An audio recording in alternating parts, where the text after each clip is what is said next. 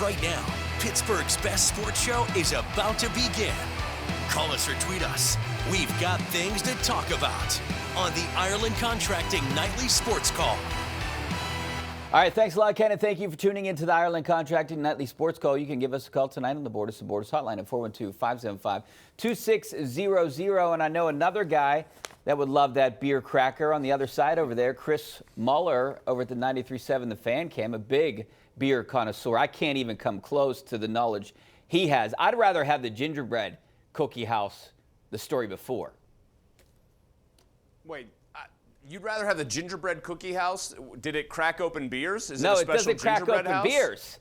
But, you know, look, I indulge in sugar. But the older I get, Chris, I have the finer taste in foods. Like I drink tea at night. It's just tea. You got Earl Grey? I'm getting old, and I get Earl Grey tea. I drink coffee in the morning. 10 years ago, I would have never drank tea or coffee. And I like soup now. Like, the older you get, you like these finer things in life. Soup? Yeah, soup. Soup's I like a finer soup. thing in life. I had soup today. Yeah, so I like soup. What kind of a taste? Hold on a second. So, like, there's a 20-year-old out there who likes soup who goes, oh, my God, what have I been doing? I've been doing it all wrong all these years. This is only for old people? Maybe, because I didn't like soup when I was 20. I never thought about getting chicken noodle soup or any kind of soup. Here's a question. Is soup a meal?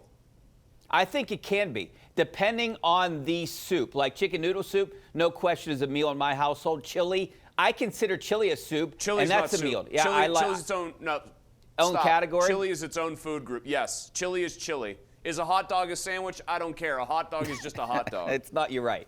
Okay, I get that. All right. Is Matt Canada the offensive coordinator? Maybe that's a question because Ben Roethlisberger had some things to say. Did you listen to his podcast today? I missed this episode of football, and I bet Ben, since that's a beer podcast, beer and football, would love a beer cracker of his own. But I did not, unfortunately, Richie, get hip to those Ben Roethlisberger takes. So could you give me the Cliff's Notes? All right, so Cliff Notes, basically, he said he didn't have a relationship with Matt Canada. He dealt with Mike Sullivan, and he basically was kind of dancing around it, but also said maybe it's because he's been in the league 18 years, and he had two new coaches. But it was, I think it was Ben's way of saying that they didn't really see eye to eye on certain things. And they also talked a little bit, how in the world does a two-coordinator system work? He's never seen it. So those are kind of the Cliff Notes. He talked for about 3 minutes about it, and that's basically what he said. And I'm still trying to figure out the two-coordinator situation. And like he said, what happens when they lose a game, and who's pointing the finger at who? What's sad is you look at their schedule. Not sad, it's actually a good thing for them. You look at their schedule, there's a realistic chance that they don't lose another game until at least Seattle. I mean, they really do have 4 games coming up where you can make an argument they should win all 4. Maybe the Colts on the road is going to be tough because you might get one of those Minshew games, but I'll address that in a second. As far as Ben saying he didn't really have a relationship with Matt Canada, not exactly a shock. It is a little surprising, though. I think Ben has kind of flip-flopped on Canada. He's kind of, you know what he's done since he does this every week, and he doesn't do it every day like I do it, but I think he's finding out that when you're doing kind of sports talk on a somewhat steady basis for an extended period of time, sometimes you'll find your opinions sort of drifting back and forth in places you didn't think that they might go, Richie. So I think that's interesting, but not surprising that he didn't have a relationship with Canada. And I think that drives home one point we all kind of knew about Matt. And we also know about Mike Sullivan is kind of the opposite. Matt was not the easiest guy in the world to get along with. I know Eddie Faulkner said he's my friend, he's a good guy, etc.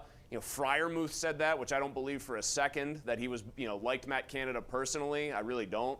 Matt was not the easiest guy, though, to be around. He is a bit of a prickly personality. What do you know about Mike Sullivan? Everyone says easy guy to get along with. Very gregarious personality, very energetic in a good way.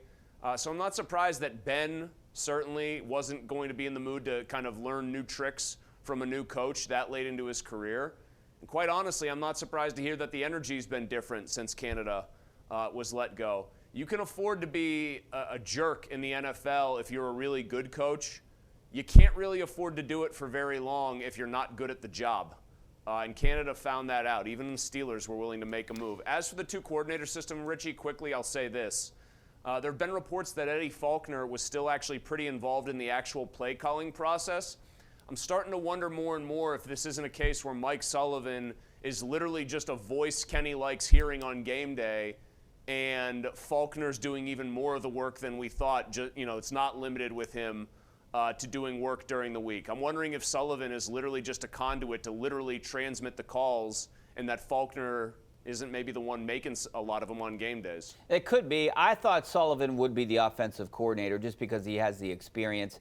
And, frankly, I mean, he's a guy that I know a little bit better than Faulkner. I mean, he comes and chats with us before games sometimes. Did Eddie he always block says you hi. on Twitter or no? No, he didn't block me on Twitter. No. Me neither, but he went on a block party. He's the running backs coach. He's got a big hand in that running game. They don't block half as well as he does. Eddie, don't block me, please. We need to see your tweets on my show. Yeah, during the Najee Harris interview today, I was over there and we talked to Najee Harris, and he was talking a little bit. When he brought up the coaches, he brought up Falk and Pat first a couple times, and then he threw Sully in there. So I don't know if that's a telling sign that who's really running the show. But you're right. Well, Kenny threw in Sullivan a bunch and then made sure to staple on Faulkner. So I think it makes sense that Sullivan works with the quarterbacks. Kenny's going to mention him first. Najee Harris is a running back. He's going to mention the running backs coach and the offensive line coach. I mean, I do think that's kind of not predictable here, but par for the course in these situations. I do know this. Mike Tomlin loves Faulkner, so if we believe – I don't believe, for the record, Richie, that Mike Tomlin made the decision to fire Canada. I think that was Art Rooney. If Mike Tomlin likes Faulkner and Faulkner's doing the majority of the scheming work and coming up with the game plan, that would mean that even though maybe Mike wasn't ready to fire Matt Canada, that he's still being given the agency to determine how things move with that coaching staff moving forward here. All right, if you had to make an opinion right now, offer your opinion, would either one of these guys – be the offensive coordinator next year? They would have to average something like, I'll say 27 points a game and look near flawless and probably go 6-1 in the 7 games that those guys do the job for me to consider it. Otherwise, I just think there are too many potential bigger names out there, guys who have maybe worked with better quarterbacks in better systems that I would want to cast a wide net and bring in. They broke with kind of franchise tradition or, their mandate to not fire a coach mid-season when they fired Canada. That was breaking with one of their typical unwritten rules. They seem to like to stay within the organization and promote from within on these hires. I don't think they should. If Bobby Slowick doesn't get a job as a head coach this offseason, Houston's offensive coordinator, and his quarterbacks coach, Gerard Johnson, is stuck in neutral there, I'd interview that guy. He worked with C.J. Stroud this year. Why wouldn't you want to do that? I think they've got to try to cast a wider net and open their eyes to the way the rest of the league tries to play offense, Richie. I think things are different, though. Omar Khan didn't run the Steelers, up until this year. Andy Weidel, they might want to bring in their own guys or have some kind of say in who Mike Tomlin brings in or what kind of offense they're going to run.